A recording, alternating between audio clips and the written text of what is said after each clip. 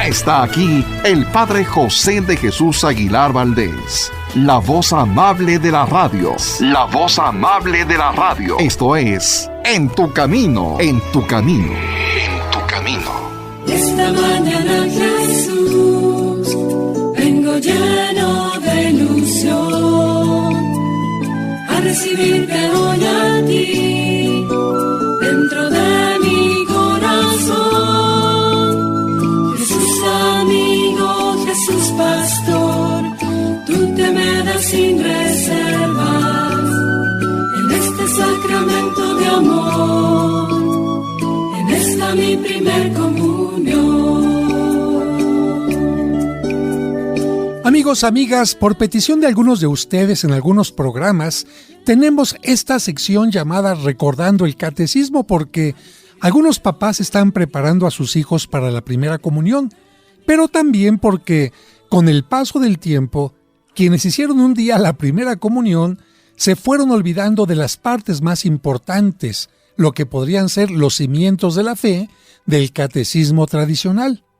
A mí me parece que este es un momento para que usted, papá, mamá, pueda dialogar con sus hijos y juntos se pongan a prueba y se cuestionen qué tanto recuerdan del catecismo. Y para esta sección me ayudará un invitado especial que ha pasado, se lo digo de verdad, con toda sinceridad, que ha pasado perfectamente la prueba. Y por eso le doy la bienvenida a Miguel Ángel Hernández Fuentes. ¿Qué tal, Miguel Ángel? ¿Cómo estás? Muy bien, Padre José. Contento de estar con usted. ¿Ya listo para demostrar que sabes perfectamente las respuestas? Claro, ya estoy listo. Muy bien. Amigos, vamos a dividir esta sección de Recordando el Catecismo en distintas partes y hoy tenemos la que se refiere a el capítulo primero, que es la creación. Comenzamos, por lo tanto, con las preguntas sobre la creación. ¿Quién creó el cielo, la tierra y todas las cosas? Dios creó el cielo, la tierra y todas las cosas. ¿Quién creó al hombre? Dios creó al hombre. ¿Cómo creó Dios al hombre? Dios creó al hombre a su imagen y semejanza. ¿Cómo se llamó el primer hombre? El primer hombre se llamó Adán. ¿Cómo creó Dios a la primera mujer? Dios creó a la primera mujer a su imagen y semejanza, con la misma dignidad y derechos que el hombre. ¿Cómo se llamó la primera mujer? La primera mujer se llamó Eva. ¿Dónde puso Dios a nuestros primeros padres? Dios puso a nuestros primeros padres en un lugar muy hermoso llamado paraíso terrenal. ¿Cuál es el principal regalo que Dios hizo a la mujer y al hombre?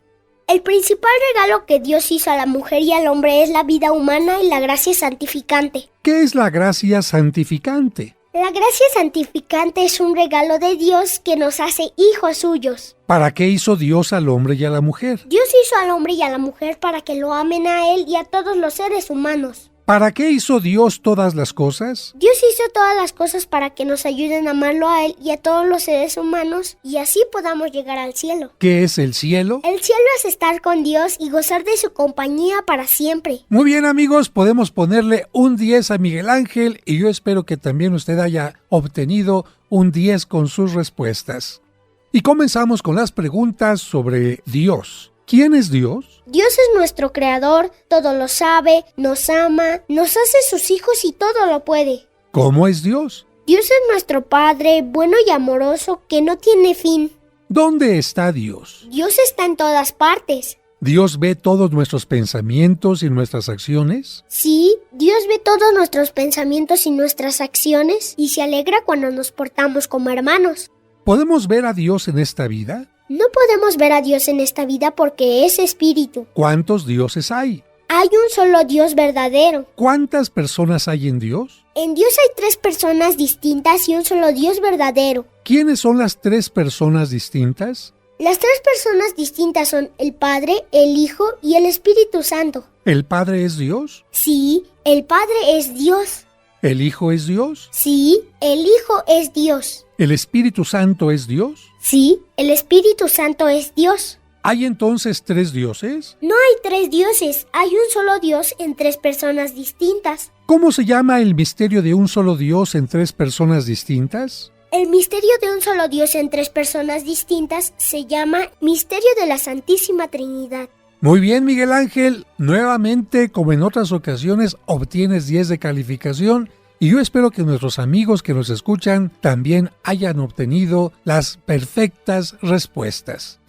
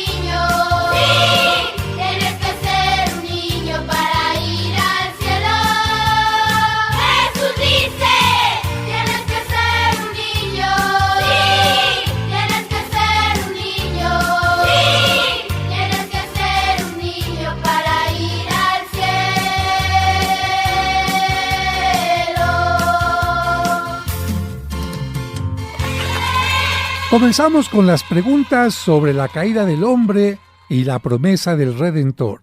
¿Qué les ordenó Dios a nuestros primeros padres? Dios ordenó a nuestros primeros padres que lo amaran y lo obedecieran como a su creador. ¿Y obedecieron a Dios nuestros primeros padres? Nuestros primeros padres no obedecieron a Dios. Esto se llama pecado. ¿Quién propuso a nuestros primeros padres desobedecer a Dios? El demonio propuso a nuestros primeros padres desobedecer a Dios. ¿Quién creó a los ángeles? Dios creó a los ángeles. ¿Qué son los ángeles? Los ángeles son solo espíritu porque no tienen cuerpo. ¿Quién es el ángel de la guarda? El ángel de la guarda es un ángel amigo que nos cuida y nos ayuda a amar a las personas y a Dios. ¿Quiénes son los demonios? Los demonios son los ángeles que se volvieron malos por el pecado. ¿Qué pecado cometieron los ángeles que se volvieron malos? El pecado que cometieron los ángeles que se volvieron malos fue que no quisieron obedecer el mandato de Dios. ¿Cómo fueron castigados los ángeles malos? Los ángeles malos fueron castigados al infierno. ¿Qué es el infierno? El infierno es la separación definitiva del pecador, de la amistad con Dios y con los santos. ¿Qué le sucedió a nuestros primeros padres a causa del pecado? A causa del pecado, nuestros primeros padres perdieron la gracia santificante que Dios les había dado. Fueron expulsados del paraíso y condenados a muerte. ¿Qué males nos trajo la desobediencia de nuestros primeros padres? Los males que nos trajo la desobediencia de nuestros primeros padres son el pecado original y la muerte. ¿Cómo se nos quita el pecado original? Dios nos quita el pecado original por medio del bautismo. ¿Qué les prometió Dios a nuestros primeros padres después de su pecado? Dios les prometió a nuestros primeros padres que les mandaría un redentor. Muy bien, Miguel Ángel. Siempre me sorprendes porque tienes una maravillosa memoria, seguramente porque has estudiado como cualquier católico. Debe estudiar con mucho corazón y yo espero que también quienes nos escuchan hayan respondido correctamente a todas las respuestas. Y vamos ahora con las preguntas sobre Jesucristo, el Redentor prometido. ¿Quién es el Redentor prometido a los hombres? El Redentor prometido a los hombres es Jesucristo. ¿Quién es Jesucristo? Jesucristo es el Hijo de Dios hecho hombre. ¿Jesucristo es verdadero Dios y verdadero hombre? Sí, Jesucristo es verdadero Dios y verdadero hombre. ¿Quién es la madre de Jesucristo? La madre de Jesucristo es la Virgen María. ¿Quién es el padre de Jesucristo? El padre de Jesucristo es Dios Padre. ¿Quién fue entonces San José? San José fue el padre adoptivo de Jesucristo. ¿Dónde nació Jesucristo? Jesucristo nació en una cueva de Belén. ¿Cuándo celebramos el nacimiento de Jesucristo? Celebramos el nacimiento de Jesucristo el 25 de diciembre. ¿Cuántos años vivió Jesucristo? Jesucristo vivió cerca de 33 años. ¿Qué hizo Jesucristo hasta los 30 años? Jesucristo hasta los 30 años vivió con su Madre Santísima en el pueblito de Nazaret, ejerciendo el oficio de carpintero. ¿Qué hizo Jesucristo en los últimos 3 años de su vida? Jesucristo en los últimos 3 años de su vida convivió con la gente, predicó el reino de Dios e hizo muchos milagros. ¿Para qué hizo milagros Jesucristo? Jesucristo hizo muchos milagros para enseñarnos que el reino había llegado. ¿Qué hizo Jesucristo para salvarnos? Jesucristo para salvarnos vivió toda su vida humana cumpliendo fielmente la voluntad de su Padre. ¿Qué más hizo Jesucristo para salvarnos? Jesucristo para salvarnos padeció y murió por nosotros en una cruz. ¿Dónde murió Jesucristo? Jesucristo murió crucificado en Jerusalén. ¿Qué hizo Jesucristo al tercer día después de su muerte? Jesucristo al tercer día después de su muerte resucitó. ¿Qué hizo Jesucristo después de que resucitó? Jesucristo después de que resucitó subió al cielo y está sentado a la derecha del Padre. ¿Quiénes van al cielo? Van al cielo los que mueren en gracia. ¿Quiénes son los que mueren en gracia? Mueren en gracia los que al morir no tienen pecado mortal. ¿Quiénes van al infierno? Quienes se separan definitivamente de la presencia de Dios, que son los que mueren en pecado mortal. Muy bien, Miguel Ángel. Obtuviste 10 de calificación como muchos niños y padres de familia que nos escuchan. A todos ellos, muchas felicidades. Vamos a la pausa y al regreso seguiremos recordando el catecismo de mi primera comunión. En tu camino. Estás escuchando En tu camino. En tu camino. Con el Padre José de Jesús Aguilar Valdés, la voz amable de la radio.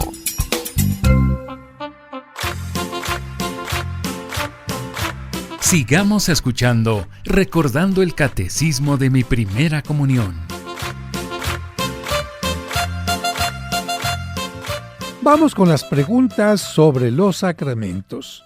¿Para qué fundó Jesucristo su iglesia? Jesucristo fundó su iglesia para que su obra de salvación llegue a todos. ¿Cuáles son los medios principales que Jesucristo dio a la iglesia para que su obra de salvación llegue a todos los hombres? Los medios principales que Jesucristo dio a la iglesia para que su obra de salvación llegue a todos los hombres son los sacramentos. ¿Qué son los sacramentos? Los sacramentos son acciones de Jesucristo y de la iglesia que hacen realidad la gracia que significan. ¿Cuántos y cuáles son los sacramentos? Los sacramentos son 7. Los 3 primeros se llaman de iniciación cristiana.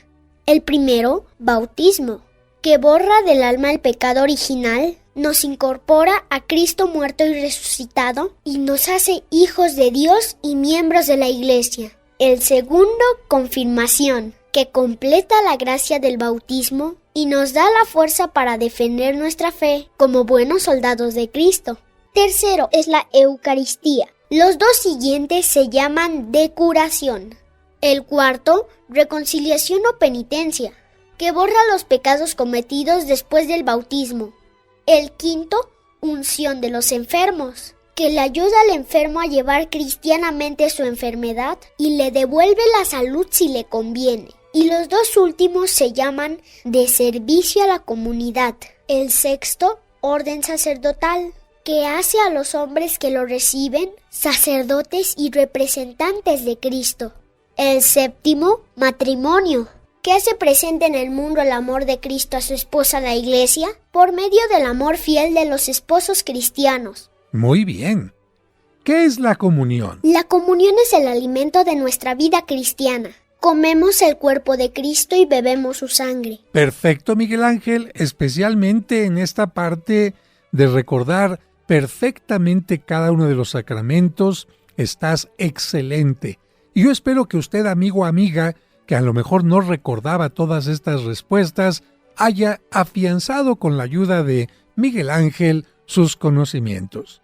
Vamos con las preguntas sobre los mandamientos de Dios ¿Qué debemos hacer para ir al cielo? Para ir al cielo debemos amar a Dios y al prójimo cumpliendo los mandamientos. ¿A quién le dio Dios sus mandamientos? Dios le dio sus mandamientos a Moisés en el monte Sinaí para que nos los enseñara. ¿Cuántos son los mandamientos de Dios? Los mandamientos de Dios son 10. El primero, amarás a Dios sobre todas las cosas. Esto quiere decir que prefiero morir antes que cometer un pecado mortal. El segundo, no tomarás el nombre de Dios en vano. Esto quiere decir que no debo poner a Dios como testigo de lo que digo. El tercero, santificarás las fiestas. Esto quiere decir que tengo que asistir a misa los domingos y fiestas de precepto y descansar en esos días. El cuarto, honrarás a tu padre y a tu madre. Esto quiere decir que tengo que obedecer, amar y ayudar a mis padres en lo que me necesiten. El quinto, no matarás. Esto quiere decir que no le debo hacer daño a nadie ni siquiera con el pensamiento o con mis palabras. El sexto, no cometerás actos impuros. Esto quiere decir que no debo hacer cosas malas en lo que se refiere al sexo. El séptimo, no robarás. Esto quiere decir que no debo apoderarme de lo ajeno contra la voluntad de su dueño. El octavo, no darás falso testimonio ni mentirás. Esto quiere decir que no debo contar mentiras ni causar daño con lo que digo. El noveno, no consentirás pensamientos ni deseos impuros. Esto quiere decir que no debo pensar, ni mirar, ni platicar cosas malas en lo que se refiere al sexo, sino tratar todo eso con el respeto con que Dios quiere. El décimo, no codiciarás los bienes ajenos. Esto quiere decir que no debo querer apoderarme de lo ajeno. ¡Excelente!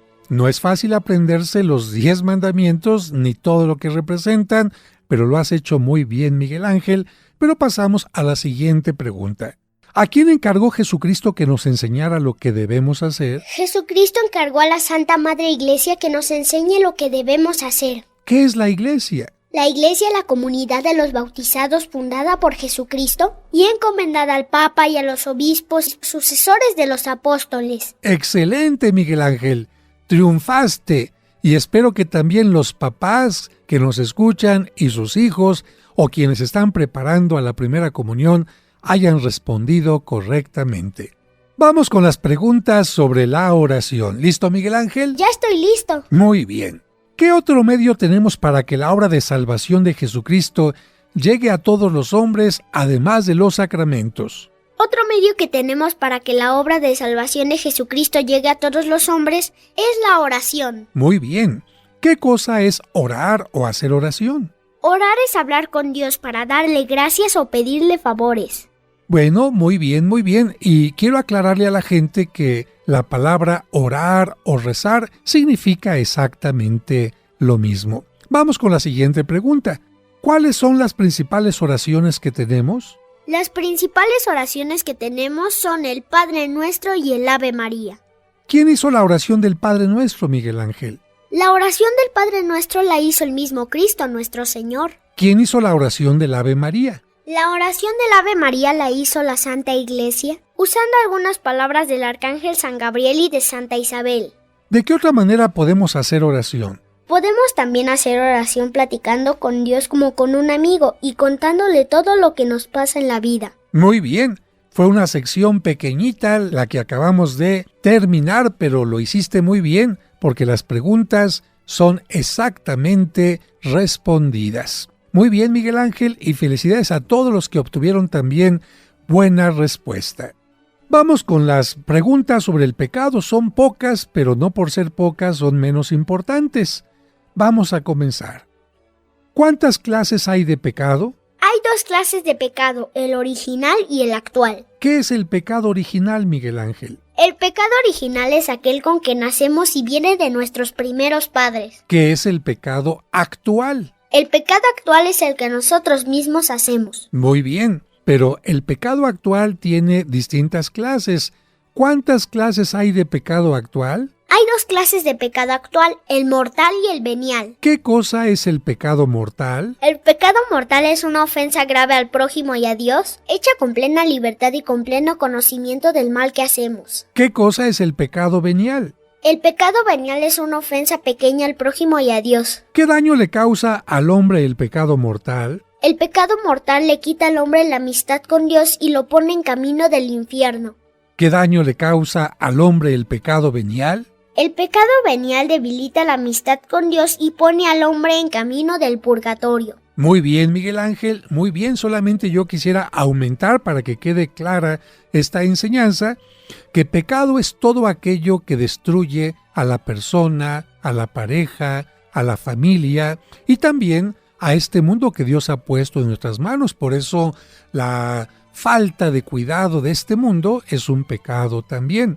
Y comparando las enfermedades con los pecados, podemos decir que el pecado es como una enfermedad. Cuando tú haces una pequeña cosita que no hace mucho daño a los demás, podías compararla a lo mejor con una pequeña enfermedad o una pequeña cortadita y no necesitas ir a confesarte. Eso es a lo que se llamaría un pecado venial. Cuando una persona se raspa, no necesita ir con el médico ni que venga una ambulancia. Recuerden que los pecados veniales se perdonan asistiendo a misa, o bien poniéndose agua bendita, o bien con la oración del Padre Nuestro, o bien con el acto de contrición, o bien haciendo una obra de misericordia. Recuerden que los pecados veniales no obligan a que la persona se confiese y puede, después de haber hecho una de estas cosas que les he mencionado, acercarse a comulgar sin ningún problema. Eso sí, si ha pasado un año, aunque usted tenga muchos pecados veniales, usted tiene que confesarse porque uno de los mandamientos de la Iglesia obliga a confesarse por lo menos una vez al año, y diría yo, de la misma manera en que usted va a ver al médico, porque siempre un chequeo general es importante.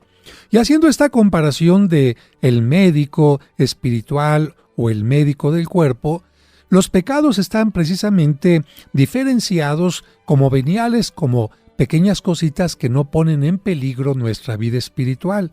Sin embargo, si usted tiene una cortadita, ya hemos dicho, no va a ir con el médico o al hospital. Pero si usted tiene una fractura, si empieza a aparecer un tumor o algo importante y necesita una revisión, esto lo podríamos comparar con un pecado grave. Yo no podría pensar que un trabajador que tiene 5 días que le duele una parte del cuerpo tiene una cosita leve, o bien que está vomitando o que tiene sangrados. Por esta razón, un pecado grave es cuando de repente la persona dejó de tener interés en la misa y empezó a faltar como si nada. O bien la persona empezó a beber en demasía. O bien la persona empezó medio a coquetear con un hombre, con una mujer que no es su pareja. Es decir, a lo mejor todavía no llegan a algo más, sin embargo, están dando pie a que pueda venir una cosa peligrosa. Exactamente estas son las cosas graves. No ha desencadenado todavía una cosa mortal, sin embargo, está en peligro si no se cuida. Como un cáncer que empieza chiquito, pero si la persona no va a solicitar ayuda, cuando quiera solicitarla puede ser demasiado tarde. Por eso un pecado grave sí necesita la confesión, la ayuda, el acompañamiento, la asesoría de un sacerdote, y lo mismo dígase de un pecado mortal. ¿Qué sería un pecado mortal? Aquello que pone muerte a su relación con Dios. Aquello que hace que la persona no vuelva a buscar nunca a Dios en su vida. ¿Por qué? Pues porque cayó a lo mejor en cosas contrarias a los valores. Imagínese, por ejemplo, una persona que se dedica al narcotráfico, que puso por encima de la salud, del respeto a la vida, de la dignidad de la persona, su negocio. O a lo mejor el asesinato. O a lo mejor cosas que puedan poner en peligro no solamente a una familia, sino a una nación e incluso al propio planeta. Por esta razón tenemos pecados veniales, graves y mortales, y los graves y mortales sí es conveniente que usted recurra con su médico espiritual, el sacerdote de más confianza, para que le pueda brindar ayuda. Miguel, triunfaste en esta sección y nosotros también. Vamos a la pausa y al regreso seguiremos recordando el catecismo de mi primera comunión.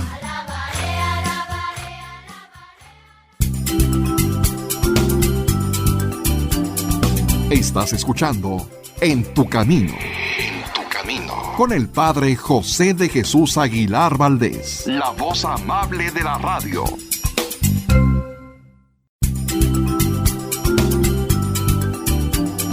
Estás escuchando En tu Camino.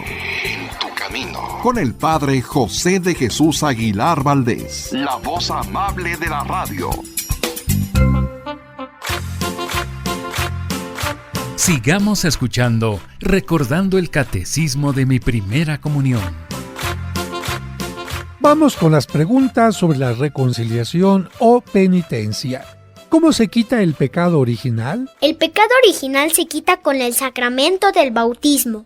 ¿Cómo se quita el pecado mortal cometido después del bautismo? El pecado mortal cometido después del bautismo se quita con el sacramento de la reconciliación o penitencia. ¿Cuándo le dio Jesucristo a la Iglesia el sacramento de la reconciliación o penitencia? Y esta pregunta es muy importante, Miguel Ángel, porque mucha gente dice, ¿y por qué me tengo que ir a confesar ante un sacerdote? ¿Cuándo Cristo dejó esta misión? Jesús le dio a la Iglesia el sacramento de la reconciliación o penitencia cuando, después de resucitar, se apareció a los apóstoles y les dio el poder de perdonar los pecados. Muy bien, Miguel Ángel. Vamos con la siguiente pregunta. ¿Qué cosas se necesitan para recibir bien el sacramento de la reconciliación o penitencia? Para recibir bien el sacramento de la reconciliación o penitencia, se necesitan 5 cosas. Primera, examen de conciencia. Esto es acordarme de los pecados que hice. Segunda, contrición. Esto es tener pena o tristeza de haber ofendido a Dios, con verdadero arrepentimiento de haberlo hecho. Tercera, propósito de enmienda. Esto es prometer no volver a pecar. Cuarta, confesión de boca. Esto es decirle mis pecados al confesor. Quinta y última, cumplir la penitencia. Esto es hacer lo que el confesor al confesarme me dijo que hiciera. Excelente, Miguel Ángel, y yo quisiera ampliar un poquito en lo que has dicho. Fíjate que examen de conciencia es tomar conciencia, como lo dice la frase, en aquellas cosas que has hecho mal. Y tomar conciencia es importante porque la conciencia es uno de los elementos más importantes en las acciones del ser humano. A veces hacemos cosas inconscientemente o sin darnos cuenta del daño que estamos ocasionando a otras personas. Y yo les voy a poner un ejemplo. Quizás un alcohólico no se da cuenta en su estado de alcoholismo que está ocasionando la vergüenza de sus hijos, que a lo mejor al cambiar de actitud y volverse más violento, está ocasionando que la pareja se sienta agredida, que se sienta violentada. A lo mejor no se está dando cuenta este hombre que con este estar tomando en forma desmedida está ocasionando un problema a su cuerpo, está poniendo en peligro su trabajo y muchas otras cosas más. Por eso el examen de conciencia tiene que hacerse en forma detenida. No llegue usted al confesionario de carrera si es que se va a confesar. Haga una pequeña listita mental o incluso puede escribirla, después la rompe para que nadie se entere de su situación interna, pero el examen de conciencia siempre es importante. Si alguien se acerca al confesionario y simplemente decir, oiga padre, pues me vengo a confesar pero no me acuerdo de qué, creo que esto no es correcto. Después, el segundo punto que decía Miguel Ángel es la contrición. La contrición, para que usted lo entienda, es decir que el corazón se apretuja, se hace chiquito, se hace adolorido, es decir, la persona tiene conciencia de su falta y le duele haber cometido lo que hizo. Le voy a poner un ejemplo que no es la contrición, sino la desvergüenza. En una ocasión se acercó a mí una persona para confesarse y decir que él vendía droga en toda la colonia. Y yo le dije, qué bueno, bendito sea Dios que te vienes a confesar porque significa que a partir de este momento vas a dejar de vender droga. Y él me dijo, no, yo solamente me vengo a confesar para comulgar en los 15 años de mi ahijada, pero yo voy a seguir vendiendo droga. Ese hombre no tenía contrición. A esa persona de nada le servía absolutamente confesarse porque no estaba arrepentida de sus faltas. Y le voy a poner otro ejemplo. En otra ocasión, porque yo estuve un tiempo en una colonia sumamente terrible y estuve trabajando además 7 años con los presos, iba cada semana a la cárcel para trabajar ahí, y en una ocasión se me acercó una persona para confesarse que había matado, fíjate, 17 personas. Y yo le dije que bueno que se estaba arrepintiendo de esta situación, y la persona me dijo, pues al igual que la otra, me vengo a confesar para poder comulgar en una misa. Es decir, ¿no estás arrepentido? No. E incluso yo le dije, ¿sabes qué? Si no estás arrepentido no te puedo dar la absolución. ¿Y saben, amigos, qué hizo en ese momento? La persona se llevó la mano a la cintura, sacó una pistola y la puso ahí en el confesionario y me dijo, Padrecito, ¿no me va a dar la absolución? Y le dije, mira, si esto es una amenaza, yo te digo que puedo hacer la señal de la cruz sobre ti, pero esto no significa que Dios te esté perdonando. No le hace, Padrecito, usted haga lo que tiene que hacer para que yo no haga lo que no quiero hacer. Imagínate, cuando una persona hace esto, evidentemente no tiene lo que se llama contrición. Contrición significa que me duele lo que estoy haciendo. Por eso el tercer punto para una verdadera confesión y arrepentimiento es el propósito de enmienda. Haz un propósito, un proyecto de vida. ¿Qué puedo hacer para cambiar? Después el siguiente punto, confesarlo.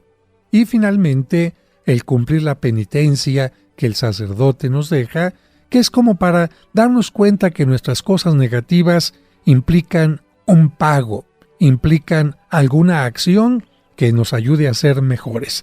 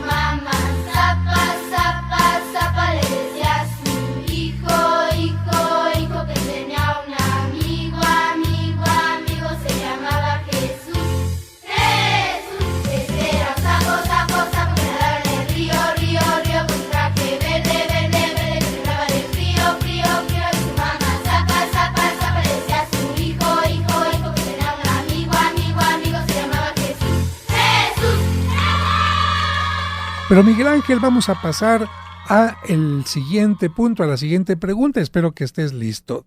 ¿Qué es de nuestra parte lo más fundamental en la reconciliación? Lo más fundamental de nuestra parte en la reconciliación es la contrición. ¿Cuántas clases de contrición hay?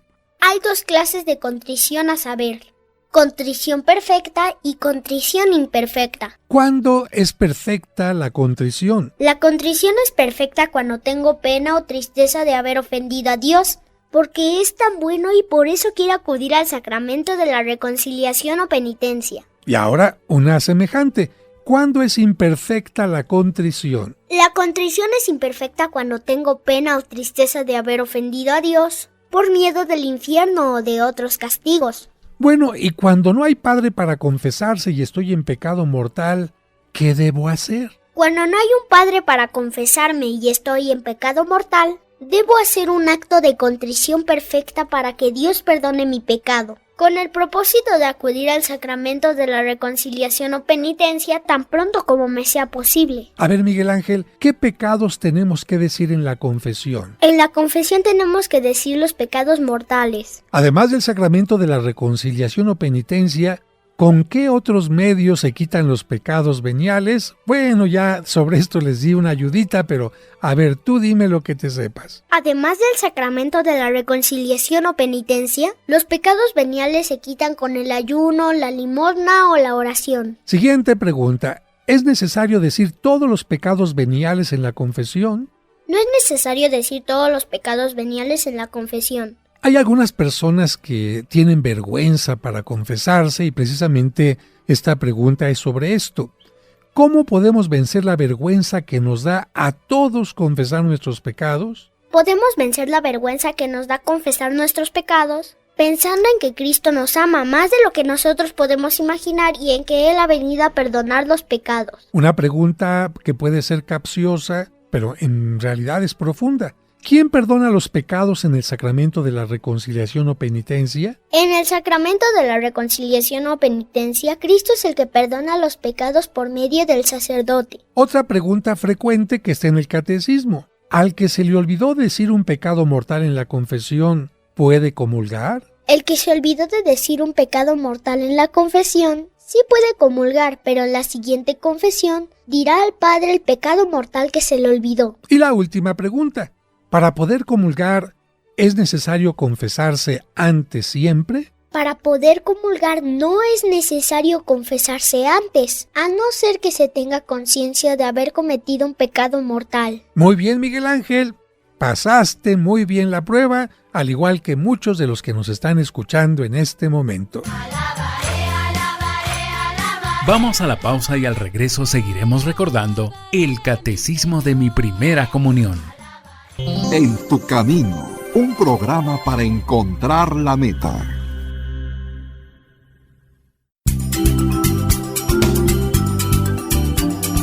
Estás escuchando En tu camino. En tu camino. Con el Padre José de Jesús Aguilar Valdés, la voz amable de la radio.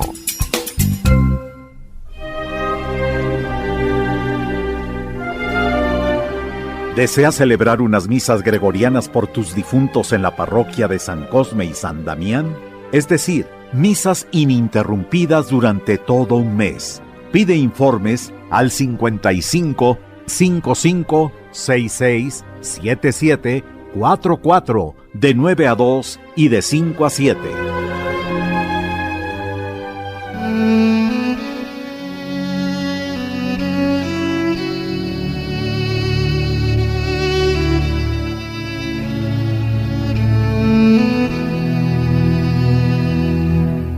Señor, en este momento hay un niño o una niña que se siente triste porque sus padres lo corrigieron o regañaron.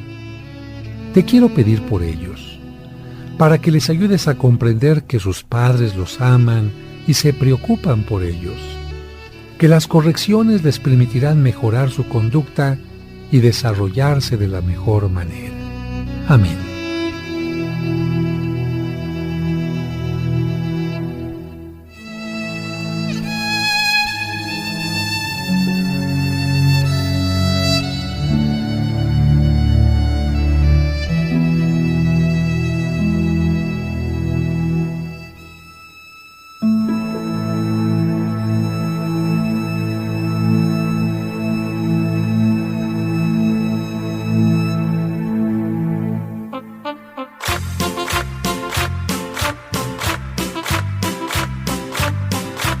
Sigamos escuchando, recordando el Catecismo de mi Primera Comunión.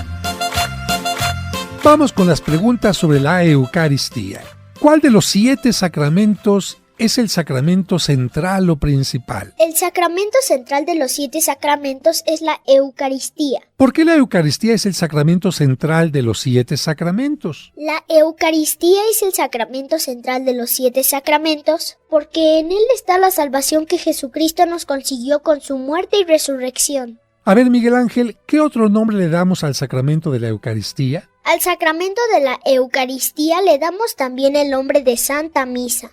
¿Qué es la Santa Misa? La Santa Misa es hacer presente lo que Jesucristo hizo con sus apóstoles en la última cena. ¿Qué hizo Jesucristo con sus apóstoles en la última cena? Jesucristo en la última cena tomó el pan y el vino, dio gracias a Dios, los consagró, partió el pan consagrado y lo dio a comer a sus apóstoles, y luego les dio a beber el vino consagrado. ¿Cómo hizo presente Jesucristo el sacrificio de la cruz en la última cena? Jesucristo en la última cena hizo presente su sacrificio en una comida de fiesta. ¿Cómo hacemos presente nosotros el sacrificio de Jesucristo en la cruz? En la Santa Misa hacemos presente el sacrificio de Jesucristo como una fiesta en familia, al celebrar la misma fiesta que Él tuvo con sus apóstoles.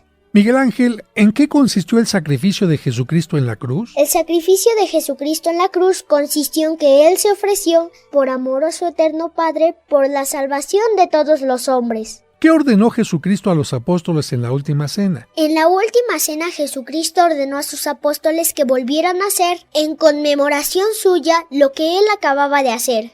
¿Qué es una hostia no consagrada? Una hostia no consagrada es solo un pedazo de pan. ¿Qué es una hostia consagrada? Una hostia consagrada es el cuerpo de nuestro Señor Jesucristo. ¿Qué es el vino no consagrado? El vino no consagrado es solo un poco de vino. ¿Qué es el vino consagrado? El vino consagrado es la sangre de nuestro Señor Jesucristo. A ver, Miguel Ángel, ¿cuándo comemos el cuerpo de nuestro Señor Jesucristo y bebemos su sangre? Comemos el cuerpo de nuestro Señor Jesucristo y bebemos su sangre cuando recibimos la comunión. ¿Para qué quiere nuestro Señor Jesucristo que comamos su cuerpo y bebamos su sangre? Jesucristo quiere que comamos su cuerpo y bebamos su sangre para alimentar la vida de hijos de Dios que recibimos de Él en el bautismo. Una pregunta muy importante que tienen que tener todos muy clara la respuesta. ¿Qué se necesita para hacer una buena comunión? Para hacer una buena comunión se necesitan 4 cosas.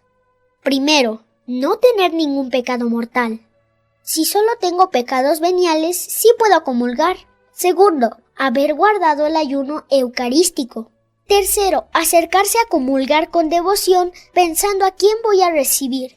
Cuarto, caer en la cuenta de que en el momento de comulgar recibo a Jesucristo nuestro Señor. ¿En qué consiste el ayuno eucarístico? El ayuno eucarístico consiste en no comer ni beber antes de comulgar durante el tiempo señalado por la Iglesia. ¿Cuál es el tiempo señalado por la Iglesia para los alimentos sólidos, líquidos o para las bebidas alcohólicas? El tiempo señalado por la Iglesia para los alimentos sólidos o líquidos o para las bebidas alcohólicas es de 1 hora. A ver, una pregunta más. Si se tomó alguna medicina o agua, ¿se puede comulgar enseguida? Sí, si se tomó agua o alguna medicina, se puede comulgar enseguida. ¿El ayuno eucarístico obliga a los que están enfermos? No, el ayuno eucarístico no obliga a los que están enfermos. A ver, Miguel Ángel, ¿qué hay que hacer después de la comunión? Después de la comunión hay que platicar con Jesucristo para darle gracias y pedirle lo que queremos. ¿Cuándo hay obligación de comulgar? Hay obligación de comulgar 1 vez al año, en el tiempo mandado por la Iglesia y cuando hay peligro de muerte. ¿Es bueno comulgar todos los domingos? No solo es bueno comulgar todos los domingos, sino muy conveniente. Algunas personas hacen esta pregunta, ¿solo el domingo o también otros días? Por eso la pregunta del catecismo es, ¿se puede comulgar todos los días? Sí, se puede comulgar todos los días. Y la última pregunta del catecismo, ¿es necesario conocer mejor a Jesús después de la primera comunión? Sí, es necesario conocer mejor a Jesús, leyendo los evangelios, tratando con Él en la oración y estudiando el catecismo de la Iglesia Católica para poder madurar en la fe. Muy bien, Miguel Ángel, respondiste perfectamente y con esta sección has ayudado a mucha gente a que recuerde lo que aprendió en su primera comunión o a los que se están preparando para la primera comunión para que tengan bien claras sus enseñanzas. Como ven, amigos, esta sección de Recordando mi Catecismo a algunos los pone quizás a dudar, a otros les reafirma sus conocimientos y a otros les ayuda a conocer lo que antes no conocían. Sobre todo tú, papá o mamá, recuerda que si tú estás bien preparado, tu hijo tendrá la mejor preparación. Y a mí me da mucha alegría que en ocasiones los papás que llevan a la iglesia a sus niños no sabían muchas cosas, pero cuando empiezan a acompañarlo en su preparación, van conociendo cosas mejores. Gracias por habernos pedido esta sección que con mucho gusto hacemos para ustedes.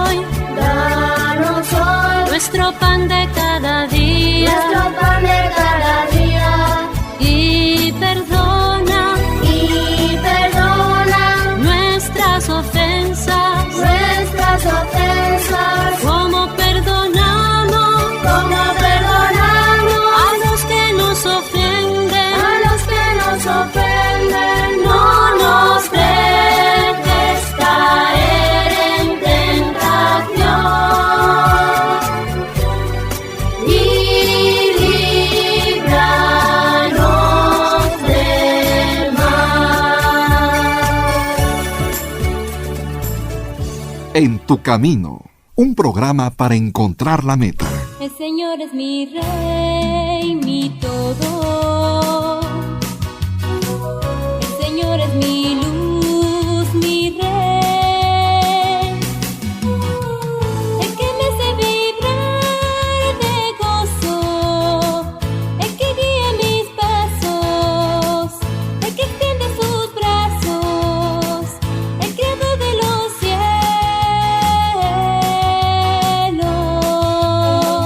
El Señor es mi Rey, mi todo.